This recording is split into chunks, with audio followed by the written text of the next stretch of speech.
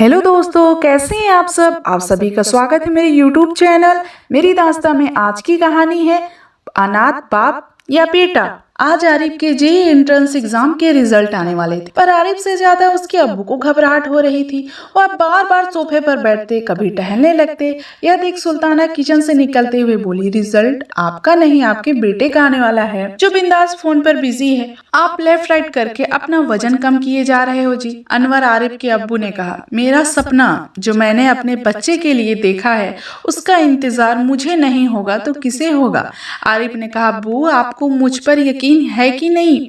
अनवर ने कहा, बिल्कुल है यकीन। आरिफ ने कहा, अब्बू मुझे मालूम है कि आपने मेरे लिए क्या कुछ नहीं किया। रिक्शा चलाया, जूता पॉलिश किया, कुली तक बने, सिर्फ मेरी ख्वाहिश और जरूरतों को पूरा करने के लिए। और आज मुझे इंजीनियर बनाने के लिए भी मेहनत किए जा रहे हैं, तो मैं आपको हारने नहीं दूंगा। तभी आरिफ के फोन की घंटी बजी। फोन उठाते हुए कहता है, हाँ यार। उधर से आवाज आती, अरे यार तूने तो कमाल कर दिया, तेरे तो टॉप रैंक आए हैं। यह सुनते ही आरिफ अपने अब्बू से दौड़कर गले लग जाता है और कहता है, अब्बू आप जीत गए। खुशी से मिठाइयाँ बांटी जाती है। आरिफ को बाहर भेजा जाता है पढ़ने के लिए।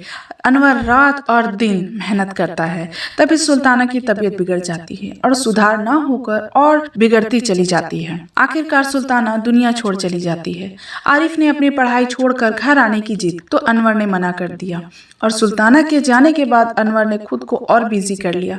हालात अच्छे हो गए थे, पर गरीबी में सपना देखना और उसे पूरा करने की हिम्मत रखना बहुत मुश्किल होता है। पर अनवर ने अपने बेटे और अपना सपना पूरा किया। पूरे 5 साल बाद पढ़ाई पूरी करती ही नौकरी भी लग गई। यह खबर सुनते ही अनवर की खुशी का ठिकाना ही नहीं रहा। पर खुशी बांटने वाला कोई न था, तो अनवर आश्रम जाकर वहाँ के बच्चों के लिए मिठाइयाँ और कुछ खिलौने लेके जाता है, वहीं अपनी खुशी बांटता है। 2 दिन बाद आरिफ घर आने वाला था।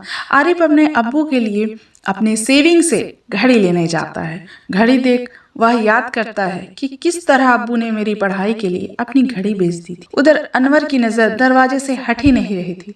अनवर पुराने यादों में खो जाता है कि किस तरह आरिफ स्कूल से आता और मुझे अचानक से चिल्लाकर डरा देता। यह सोचकर हंस पड़ता है। तभी आरिफ अचानक से चिल्लाकर डराता अंदर आता है। अनवर चौंक जाता है और खुशी से दौड़कर आरिफ को गले से लगा लेता है। दोनों बाप बेटे एक दूसरे के साथ खुशी बांटते हैं। इसी तरह सब ठीक था। कुछ सालों में आरिफ की शादी नीलोफर नाम की एक लड़की से हो जाती है। अनवर में थोड़ा बुढ़ापा आ गया था। जवानी की तकलीफ और मुसीबत वक्त से पहले ही बूढ़ा बना देती है। आरिफ बहुत बिजी हो गया था। नीलोफर भी अपनी किटी पार्टी में बिजी रहती थी। अनवर तन्हा रह जाता था। इंसान के पास जब पैसे आते हैं तो जरूरत और शौक भी बढ़ जाती हैं। नीलोफर का बाहर जाना, घूमना, दोस्तों के साथ पार्टी, यह सब अनवर को अच्छा नहीं लगता था। रोज शॉपिंग करना, किटी पार्टी, बेफिजूल खर्च करना। अनवर रोज नीलोफर को समझाता था, पर उसे कोई फर्क नहीं पड़ता था। पर नीलोफर इस बात की शिकायत आरिफ से हर रोज किया करती थी, तुम्हारे अब्बू मुझे कैद करके रखना चाहते हैं।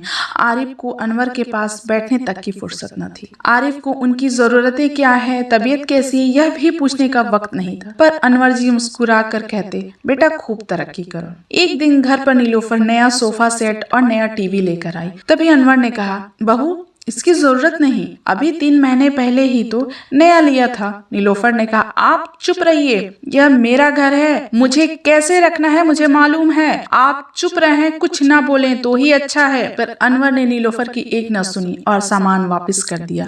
आरिफ घर आया तो नीलोफर गुस्से में लाल पीली थी और नमक मिर्च लगाकर सारी बातें आरिफ को रो रो कर अपने तरीके से बताती है। आरिफ अनवर पर बहुत ज्यादा गुस्सा हुआ और अनवर के कमरे में जाता है। अनवर यह देख बहुत खुश हो जाता है।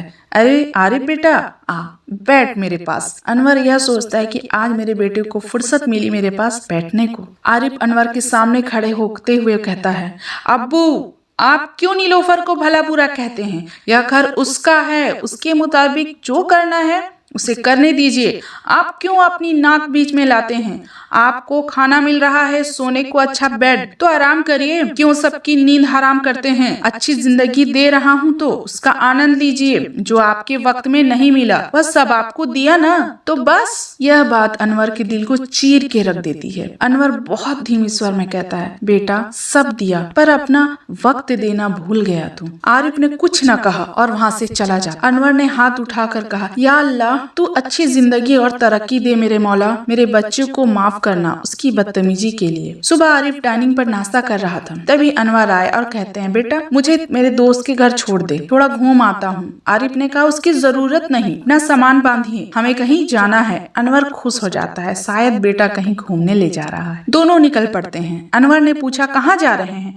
आरिफ कहता है आप खुद ही देख लीजिए। घंटे भर के सफर के बाद गाड़ी एक बड़ी सी गेट के सामने खड़ी होती है। अनवर समझ जाता है, वह मुस्कुराता हुआ अंदर जाता है और बैग पकड़ आरिफ आगे आगे चलता है। अंदर पहुंच आरिफ ने कहा अब्बू अब से आप यहीं रहेंगे, नीलोफर को मैं जाने नहीं दे सकता, मैं आपसे मिलने रोज आऊंगा। अनवर ने मुस्कुराते हुए कहा बेटा एक घर में तो तुम हफ्ते में एक दिन मिलते, यहाँ रोज कैसे आओगे? जाओ, अल्लाह तुम्हें कामयाब बनाएगा। कहते हुए अंदर चले जाता है। आरिफ गाड़ी में जैसे बैठता है, अनवर का चश्मा देखा तो उसे देने को अंदर जाता है। आरिफ ने अंदर देखा कि अनवर वहाँ के ओनर से हंस हंस कर बहुत घुल मिलकर बातें कर रहा था। आरिफ अंदर आते हुए हैरान नजरों से देखते हुए कहता है आप तो इनसे ऐसे बात कर रहे हैं जैसे कि आप बरसों से जानते हैं, क्या आप जानते हो? उन्होंने कहा इनको मैं तब से जानता हूँ जब इन्होंने यहाँ से एक अनाथ बच्चे को अपने घर अपना बेटा बनाकर ले गए। यह सुन आरिफ के होश उड़ जाते हैं। ओनर कहता है तुमको पता है गरीबी में भी उसके लालन पालन बहुत अच्छे से की,